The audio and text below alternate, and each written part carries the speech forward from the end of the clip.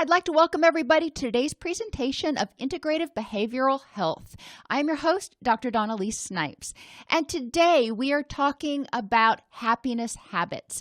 Now, I went a little hog wild on this presentation, so I had to break it into two parts. So today is part one, and next Tuesday we'll do part two.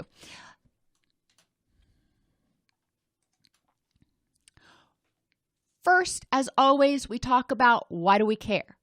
Why do we want to be happy, except for the fact that, generally most people want to be happy. But what's the benefit of happiness? It's not just improving our mood. Physically, happiness helps us, and I learned so much, oh my gosh, in a presentation that I did yesterday that will be showing up as a video on the YouTube channel later this week on mental health and cancer. But there is a ton of research out there that shows that distress can cause a whole lot of problems when it causes continual or frequent activation of the HPA axis from chronic stress, whether that's physical or emotional or interpersonal stress, whatever kind of stress. When that stress is chronic, it leads to dysregulation of the HPA axis, your threat response system, and inflammation, which causes oxidative stress. And, you've probably heard something about oxidative stress.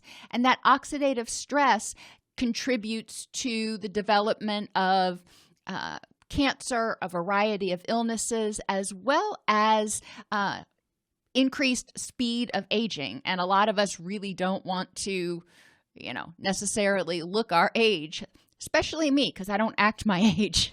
So that's kind of a good thing. So what's the physical impact of happiness? Well, it reduces your risk of diabetes. It reduces autoimmune issues and cardiovascular disease. It also reduces the risk of anxiety and depression.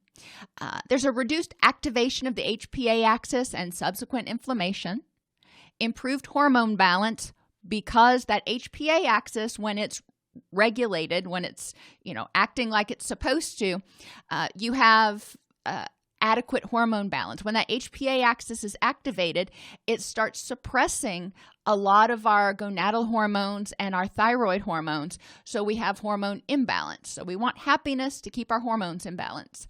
It improves your sleep. When that HPA axis is activated, it keeps us a little bit aware, kind of like a soldier sleeping in a foxhole. We may doze off, but we're not getting quality sleep. In addition, when that HPA axis is activated, it increases inflammation, increases pain, which also contributes to poor sleep. So happiness can also help reduce pain, not only by downregulating the HPA axis, but also by promoting the release of serotonin, dopamine, and endorphins. It can help slow the aging process. It provides more energy. And as I just said, it helps release endorphins. So there's a lot of physical benefits to happiness.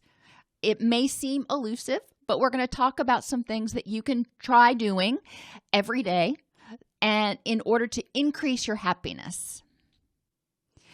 Affectively and cognitively, happiness helps us feel better. It helps us be happy. It helps us be open to feelings like awe and wonder and curiosity. When we are angry and feeling threatened, we're in that fight or flight zone.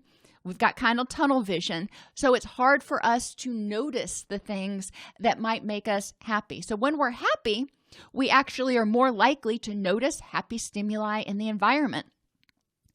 It's difficult to be simultaneously happy and unhappy. That doesn't mean that we want to avoid our dysphoric feelings. They're there for a reason. They're there to tell us something. However, we can compartmentalize them and recognize, okay, I'm unhappy about this over here, and I'm going to put this on a shelf right now, and I'm going to be happy about whatever. Maybe you don't like your job, and however, you love your family and it's your daughter's birthday. So you can choose at that point in time to recognize, okay, I hate my job. I'm unhappy about that. Noted. I can be unhappy about that and happy about other things in my life. I don't have to hold on to that unhappiness. I can put it on a shelf for a little while. When we're happy, as I said, it tends to change the lens through which the world is viewed. When we are in fight or flight mode, we're going to notice the threatening stimuli. When we're in happy mode, we're going to notice the more pleasant stimuli, or we're going to be more open to noticing it. And it also increases our cognitive flexibility. When we're in fight or flight mode, we tend to be relatively cognitively inflexible. We want to make it go away. We have difficulty thinking creatively and getting outside of the box because we're in that stress zone right there. When we're happy, when we're not feeling threatened, when we're not feeling unsafe or disempowered, then it allows us the freedom to be more creative. Environmentally, being happy creates positive energy and improves your feelings of safety and personal power. When you're happy, you notice the things that you have. You start developing this attitude of abundance, and we're going to talk more about that later today and tomorrow. When you're happy, it also attracts positive energy. Happy people tend to attract other happy people. So that can be a benefit. If you are one of those really positive people, others probably gravitate towards you because they kind of want to be around that positivity. And when you're happy, it helps others feel relaxed and happy. There is an old saying of when mama ain't happy, ain't nobody happy. Well, it's not just mama. When we're unhappy, when we are in distress, when we are irritable, even if we're not meaning to, we often permeate the environment with an attitude of stress or negativity or irritability, which makes other people feel like they are, at the very least, walking on eggshells because they don't want to make you feel worse. And if they've got poor boundaries, then it may make them feel bad as well. I notice around our house with our dogs and my cat Mojo, I've told you about him, when one of us is in a bad mood, they tend to act very differently than when we're in a good mood. And that kind of shows you how much, as humans, we tend to put on a false face to a certain extent. My dog does not care what other people think. If one of us is stressed, he will jump around. He has all these mannerisms that he does when he thinks somebody is stressed. And, he doesn't try to hide it at all. So he's a great barometer. When he starts acting funky, we start looking around going, all right, who's oozing stress around here? My cat can be kind of the same way. So it's important to recognize, like I said, animals tend to be much more leading indicators, if you will, of distress. So they're a good barometer. Small children are also a good barometer. There was one day I came home from work and my son was about 18 months old. He was still relatively pre-verbal, and I thought I was doing a great job hiding my stress because I had had a god-awful day. And I came in and I put my stuff down and I was getting ready to make dinner, and he comes in the kitchen and he just starts shaking his hands over his head and going, na, na, na, na, na, na, na, na, na, na, na. He didn't speak at that point, so na, na was a good word for him. But clearly expressing some level of distress. And, we were like, well, where's this coming from? And my husband was like, I think he's picking up that you may have had a bad day. And, sure enough, as soon as I sat down and, started talking to him and what have you, he seemed to calm down a little bit. But children are extremely aware of our moods and how we're feeling, and they perceive it. They may not be able to label it. They may not know what to do with it. But when they feel it, it can really cause them to feel irritable. And, especially right now, where a lot of people are stressed about a lot of different things, it's important to recognize our impact on others, which takes us down to social impacts. Not to say that you should ignore your emotions. Your emotions are there for a reason. They're there to tell you, fight or flee. They're there to tell you that there might be a threat. Or happiness, happiness says, let's do that again. But it's important to recognize how your emotions impact everyone around you. It's important to recognize how your emotions impact your energy and ability to devote energy to your relationships. And when your relationships are improved, it also tends to increase happiness. So it's a, mutually beneficial sort of thing. So recognizing that happiness can be a choice. And we're going to talk about that more in a minute. And I want you to, before you start going, that's not always a choice. Well, not always. Bad things happen. That's true. Distress is a natural, normal feeling. That's true. Staying stuck in it, nurturing it, holding on to it for days, weeks, months on end, that may not be helpful. So let's start out with, what do we do? Well, the first thing you need to do is increase your awareness and your authenticity. In order to get your wants and needs met, you need to be aware of what they are. Thinking about, what is the impact of happiness on your physical health? When you're happy, what's your energy like? How's your sleep? Do you sleep better when you're happy, or do you sleep better when you're angry and miserable? And not more, but better. A lot of people, when they're miserable, they sleep a lot, but it's really poor quality sleep. So do you sleep better or worse when you're happy? What happens to your weight when you're happy? Do you tend to gain more weight when you're happy, or do you tend to gain more weight when you're miserable and have no energy and just, trying to barely trudge along like you're walking through mud? When you're happy, do you feel or notice your pain as much? Some of us have chronic pain. You may have arthritis, you may have, aches and pains and this and that. But when you're happy, do you notice your pain as much? And how does it affect your immune system? In general, when people are happy, their HPA axis is downregulated, which means their immune system is higher, so they get sick less. When they are in a place where they're going through a phase where they are miserable, maybe during grief or during finals week, or, there are a lot of things that can prompt unhappiness. But when we feel unhappy, our immune system is suppressed.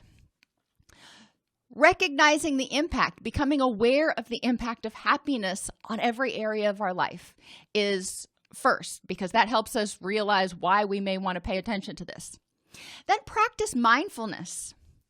What do you as a person, and it's going to differ between every person, but what do you as a person need to do to be moderately happy? Notice I said moderately. You may not be elated, but what do you need to do to be moderately happy right now? Do you need to get another cup of coffee? Do you need to go to the bathroom? Do you need to stand up and stretch? What can help you feel moderately happy right now? What do you have right now, in your life at this point in time? What do you have that makes you happy? Too often we're focused on the future, and thinking, well, when I have this, then I'll be happy. Well, that may be true. But what do you have right now that helps you be happy? Focusing on that and taking that gratitude inventory every single morning can be helpful. Also, along with mindfulness, we recognize the good, but we also want to recognize the vulnerabilities. And vulnerabilities are things that are going on with you that make you more likely to respond with distress to something. So if you didn't sleep very well last night, for example, that may be a vulnerability for you. Maybe you know that you tend to be more impatient and irritable and, have more difficulty with cognitive flexibility when you're tired. Okay, so you're tired. It is what it is right now. You can't change it at the moment because you probably can't go back to bed. So how can you mitigate that? How can you prevent that fatigue from negatively impacting your day any more than it already has?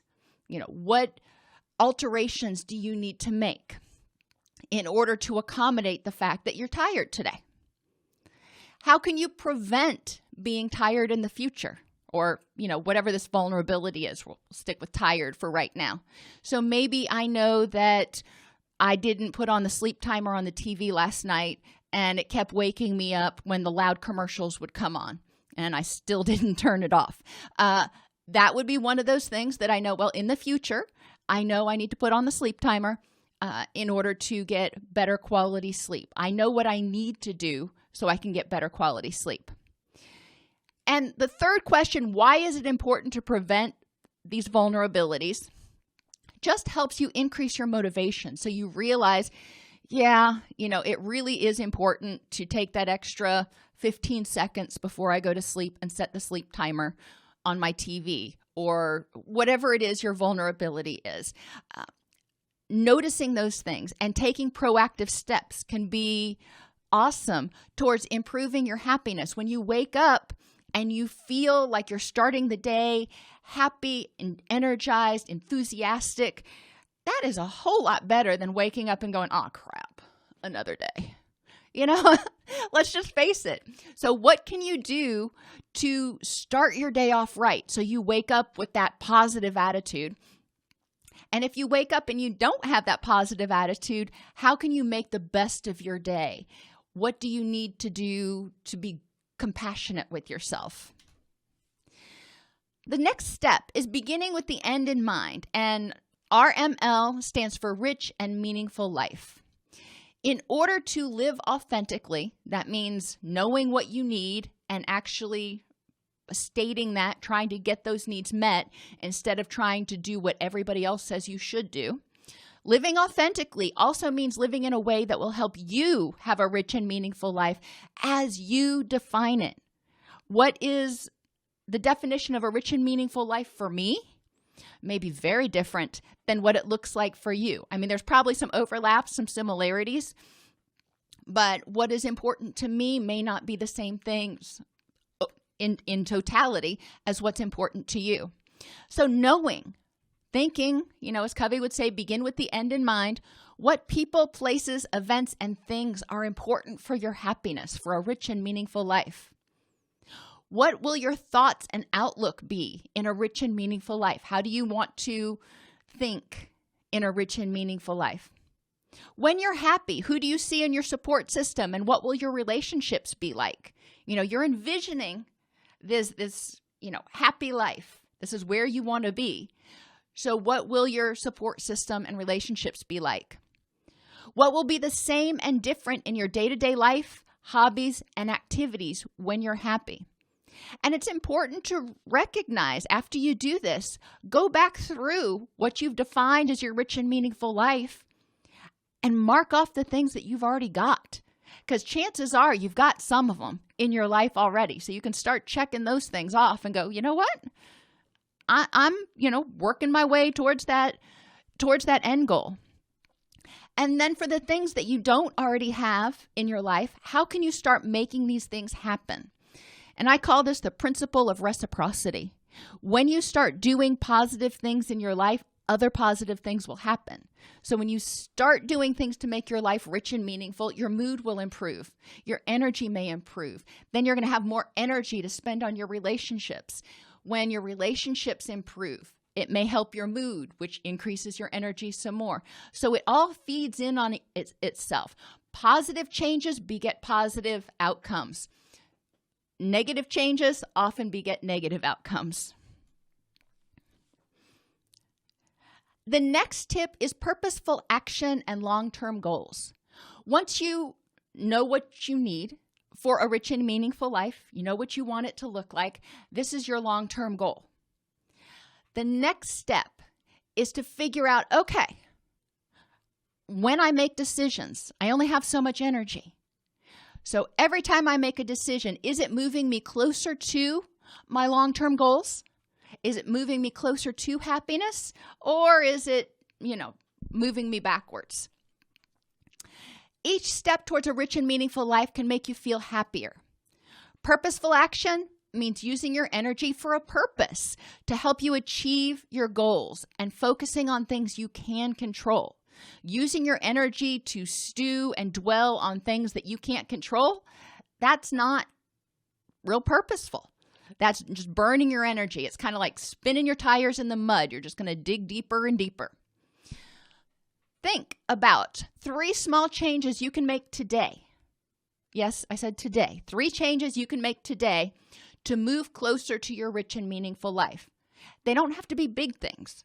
Small things like drinking more water, starting to call or text your 2 best friends at least 3 times a week, and taking time out for mindfulness and meditation 3 times a day.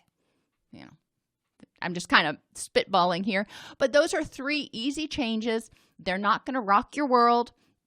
They're not going to take a whole ton of time, but they can significantly contribute to helping you build your resources and start moving towards that rich and meaningful life.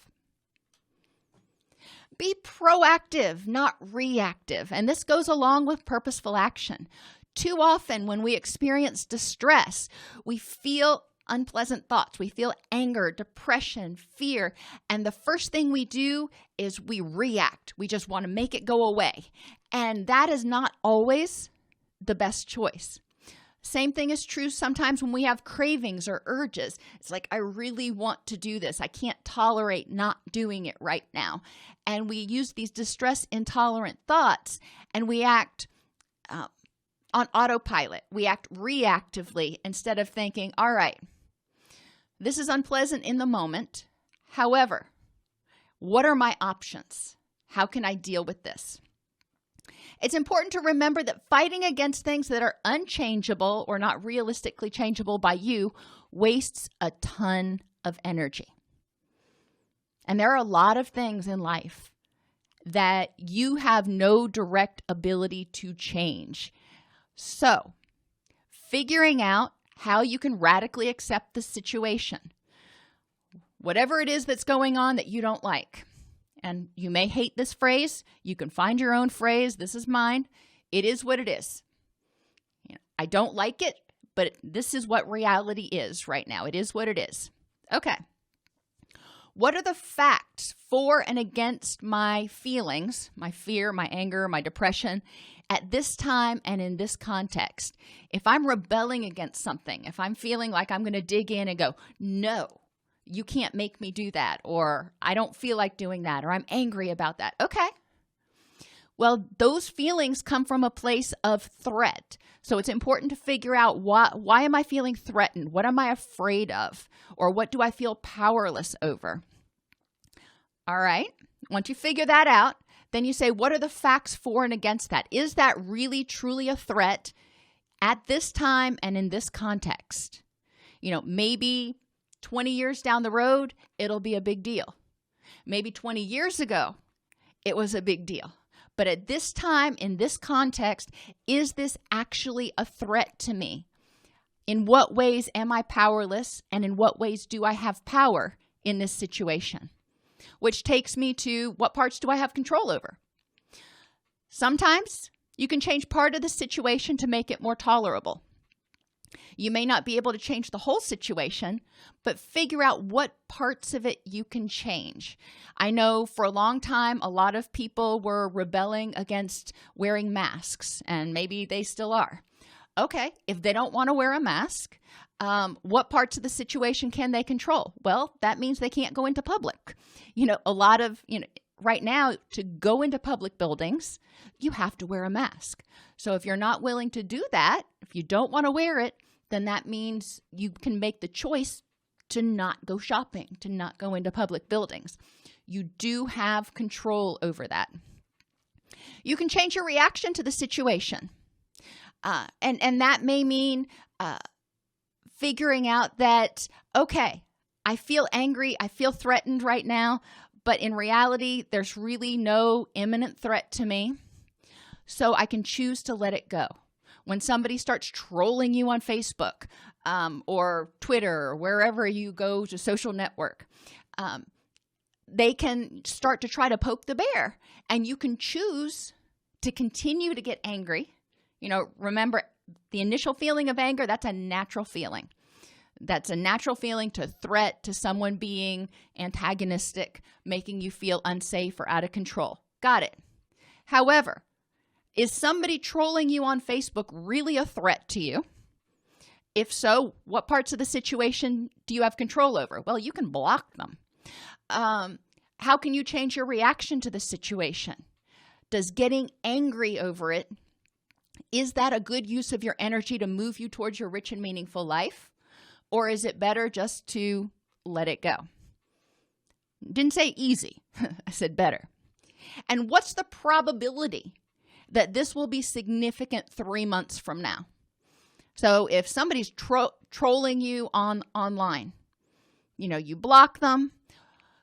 If you still feel upset, asking yourself, what is the probability that what they said is going to have any impact on my life 3 months from now? It's really important to kind of get perspective. In the moment, it may feel really bad. But once you get out of that moment, what's the probability that, the worst case scenario is going to happen, or that this will even still matter? And finally, abundance mentality. Remember, this is just part 1 of 2 parts because we didn't have time to go through everything today. But the abundance mentality is a great attitude. It kind of goes along with that attitude of gratitude and everything we've been talking about. But believing that there's plenty to go around significantly reduces stress. It may not mean that you get everything that you want exactly the way you want it all the time, but nobody does. It's just life.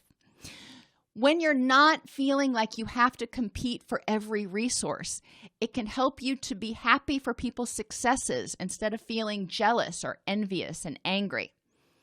It can help you feel less distress when you don't get something, because then you realize, okay, well, I didn't get it this time, but it'll still be around. I can try again, or maybe there's something else out there. It helps you focus on all the things that you have and all the potential opportunities. An abundance mentality helps you look around with gratitude and go, wow, I'm really blessed in a lot of ways.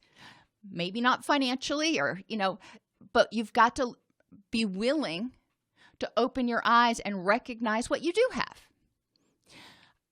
You also need to, or can, focus on all the potential opportunities. I remember when I was in college and I initially started out going to medical, pre-med. I thought I was going to go to medical school, and that didn't work out so good. Calculus and I didn't get along very well. So, that was kind of distressful for a moment. But then I took a step back and I said, you know what? All right. If I'm not going to go to this one thing, let's look at all the other options that are available to me. And I went through the same thing when I was helping my kids kind of figure out which direction they were going to choose to start with in college. Not to say that they're not going to change their major 6 times, but they had to start somewhere. And helping them look around and recognize all the potential opportunities that are out there was exciting and energizing and thrilling to them. Some of the sayings that kind of go along with this: when one door closes, another door opens, or something better must be coming my way if I didn't get this time. There are a lot of trite sayings out there, but if you can find one that's meaningful to you, it can kind of help. People with an abundance mentality often crave learning and experience because abundance doesn't just drop in your lap. You don't just sit on your couch watching Netflix and have abundance just heap on you. Most of the time. Maybe somebody does somewhere, but most of the time, abundance means that there's plenty out there for you to go and get if you want it. Just like a farmer has to actually plant the seeds, he can have an abundant harvest, but if he doesn't plant the seeds and take care of the plants, he ain't going to get much. Abundance mentality is the same way. With the abundance mentality, it also encourages us to crave learning. We see that there is so much out there and things we didn't even consider before. So thinking about what options might be out there that you could learn about to improve your life. Abundance mentality also encourages people to embrace change as a movement towards prosperity. When we are thinking abundantly, we think about all the options, all the possibilities that are out there. So it encourages us to be willing to get outside the box, to embrace change, to recognize that, okay, I can continue doing what I've been doing and stay in this rut, and I'm probably going to continue getting what I've been getting. Or I can embrace change in order to make myself open to possibilities and abundance. And people who have an abundance mentality also have a survivor mentality. Instead of feeling like they are victim to life, victim to circumstance, victim to whatever, they see themselves as survivors. Yes, I went through this. Yes, it was unpleasant. However, let me look at what I might have learned from it, how it made me stronger, what I can gain from it. So even taking bad things and going, all right, I really don't want to go through that again. However, I did, and I made it. So, good for me. Now, how can I use that strength and that new knowledge in order to propel me forward into that world of abundance? So the abundance mentality can be very liberating because we aren't competing with others and feeling like everything's scarce and we have to, hoard things. We're going, yeah, I'd like that over there. There's plenty to go around. And that releases us from feeling like we have to struggle all of the time. And it releases us from feeling obligated for things and makes us more open to possibilities. Now, I've already talked a little bit about it, but we're going to talk a lot tomorrow in detail about abundance mentality, exactly what it looks like, and steps you can take in order to start developing an abundance mentality and get out of that attitude of scarcity. So that may help you change your perspective away from one of feeling, completely threatened to one of feeling empowered. I see a lot of you are sharing your happiness habits, and I love this. Watching things that make you laugh. Oh, that's one of my favorites. I spend way too much time probably on YouTube, but when I do, it does make me laugh. And a lot of times I end up finding happy videos, funny videos that I like that I can share with my significant others, which brings happiness to their day. So it's, a double benefit there. Singing and listening to music can be really inspiring, really awesome. And I've shared with you guys before that I have multiple playlists on my device for when I go to the gym. I have my happy playlist that when I'm in just a real good mood and I'm bebopping around. I have my, what I call it, my power playlist, one that's encouraging and tells me that, I've got this and I can power through. And then I do have an angry playlist that I listen to sometimes that feels very cathartic, and I kind of get my stuff out while I'm exercising. So there are a lot of different things in there, and singing can be great on top of just listening to music, because when we sing, especially if you sing loudly, even if you sing off key, it increases your breathing, increases your oxygenation, and we know that that is good for mood, energy, and health.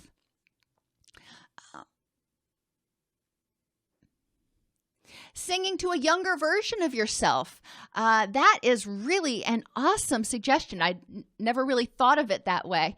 But singing to a younger version of yourself, songs that are nurturing and caring, that's really awesome.